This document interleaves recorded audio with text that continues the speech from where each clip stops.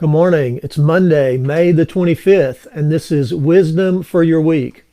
What is the biggest difference between a follower of Jesus and someone who is not a follower of Jesus? Is it going to church? Is it being a good husband or wife or mother or father? Is it just being a nice person? Could it be that one of the biggest differences between a follower of Jesus and someone who is not is the way they treat their enemies?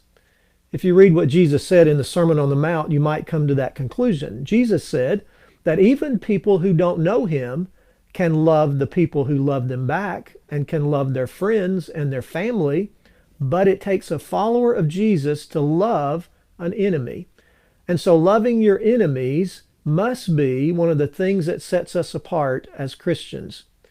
Some Bible scholars believe that Jesus was referencing the proverb that we're looking at today when he said that. Proverbs 25, verse 21 and 22 says, "If your enemy is hungry, give him food to eat. If he's thirsty, give him water to drink. In doing this, you will heap burning coals on his head, and the Lord will reward you." Now that's a difficult truth, isn't it? Most of us have a hard time with that one. Do nice things for your enemy, meet their needs, love them. Now, it's one thing for us to not get revenge on our enemies, to not get even. That takes restraint, doesn't it? Our human nature is to even the score. But even if we resist that urge, we still haven't met the expectation of this proverb and what Jesus said. It's one thing to not get even. It's something way more than that to love your enemy. Is that really what the Proverbs teaches us here?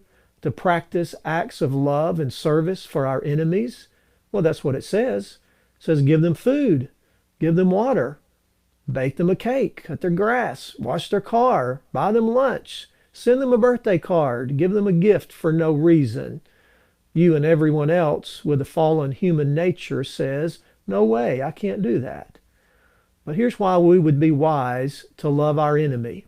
For one thing, it says that God will reward us for that. That's what that verse says. God will bless us in some way if we show love toward our enemy.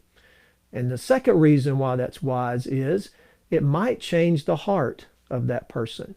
It might bring about some change in them that nothing else could do when you love them.